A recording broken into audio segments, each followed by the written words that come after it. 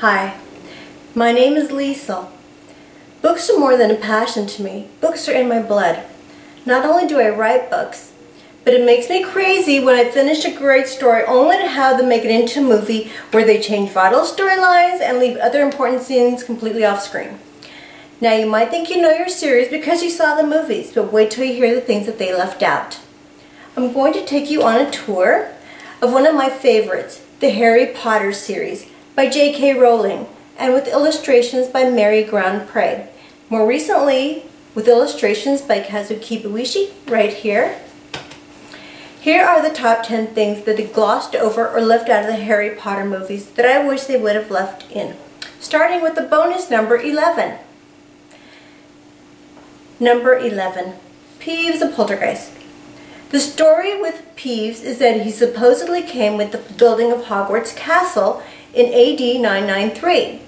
And you see ghosts roaming the hallway, and it's the same with Peeves the Poltergeist. In Harry Potter and the Sorcerer's Stone, he pelted first-year students with walking sticks, plugged keyholes with chewing gum, but eventually made himself useful by driving Dolores Umbridge crazy in Harry Potter and the Order of the Phoenix. He was a fan favorite in the books, but they supposedly did film him, but then ended up on the cutting room floor and wasn't resurrected in any of the other movies. Number 10. Voldemort's life history. This was glossed over in the movies as well, but the books we find that Voldemort was actually the result of centuries of inbreeding. This led to mental instability and violence. When his mother seduced a muggle with a love potion, Voldemort was the result. And it's his pureblood and his mudblood that give birth to his murderous tendencies. Number 9. The Weasley family. Now we know from watching the movies that Ron came from a big family, 6 siblings. Ron, Ginny, and his twin brothers, Fred and George, for a start, but what about the rest of them?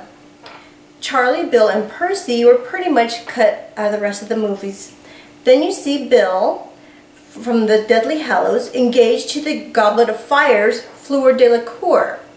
This was an important subplot for the books when Bill was suddenly bitten by a werewolf at the end of Harry Potter and the Half-Blood Prince. Now, as for Percy, he had betrayed the family by backing the Ministry of Magic, but he finally saw that he was wrong after the unmistakable return of Voldemort at the end of Order of the Phoenix. Number 8. Hermione's Potion Challenge.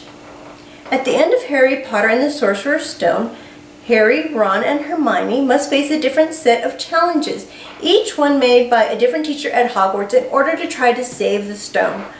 The movies included a handful of challenges, such as the hybrid's three-headed dog Fluffy, Professor Sprout's vegetation called the Devil's Snare, Professor McGonagall's life-size wizard's chess set, and of course Professor Dumbledore's Mirror of Erised. But not in the movie was Professor Snape's logic puzzle, a riddle tied to a series of potions which were poisonous if the riddle were incorrectly solved. This was a shining moment for Hermione Granger, who managed to solve the puzzle in her head. Number 7. The Half-Blood Prince. Nobody knew from watching the movies that it was Snape who was in fact the Half-Blood Prince. Why they left that out of the movie is a mystery. After all, it is the title of the book. Snape's mother, whose name was Eileen Prince, was a pureblood, and whose father, Tobias Snape, was a muggle. Therefore, he was half mudblood and half a prince. Number 6. The Marauders Map. Did you watch the movies and wonder who the Marauders were? It explained in the books that the Marauders were Messrs. Moony, Wormtail, Padfoot, and Prongs. That is Remus Lupin, Professor Lupin, Peter Pettigrew, Sirius Black, and James Potter. It seems that the four of them created this map so they could sneak around the Hogwarts castle to keep an eye on Lupin on nights when he turned into a werewolf. Later they discovered a potion that Lupin could take to keep from turning into a werewolf. Number 5. The Fate of Peter Pettigrew. We never find out from watching the movies what happened to Peter Pettigrew, and it was huge. Peter Pettigrew was the one responsible for leading Voldemort to Harry's parents and ultimately to their death. He changed into a rat and for 12 years hid as a pet for the Weasleys. Harry later prevented Sirius and Remus Lupin from killing him and therefore owed his life to Harry. In Harry Potter and the Deathly Hallows, Pettigrew caught Harry as he was attempting to flee Malfoy Manor and he tried to strangle him, but was then reminded of the life debt he owed Harry. He stopped and his magical armor strangled him to death for the betrayal of Lord Voldemort. Number 4. Ron and Hermione's first kiss. In the books, there was a knife of contention between Ron and Hermione concerning the plight of elves. Hermione started SPEW, an organization fighting for the rights of elves, and Ron Weasley, who grew up accepting elves as servants. In Harry Potter and the Deathly Hallows, Ron finally fought to save the lives of Hogwarts elves, which finally initiated their first kiss. Number 3. Neville Longbottom. In the books, Neville played quite a bigger role than he did on screen. In Harry Potter and the Order of the Phoenix, Harry finally learns why Voldemort wanted to kill his parents in the first place. There was a prophecy which stated that a boy would be born at the end of July 1980. 22 parents who had thrice defied Voldemort and lived would have the ability to destroy Voldemort, and you would be right by thinking that that was Harry Potter. But in a twist of the tale, Neville Longbottom, who is also the son of 2 parents who are driven into menace by the Death Eaters, also fits the bill.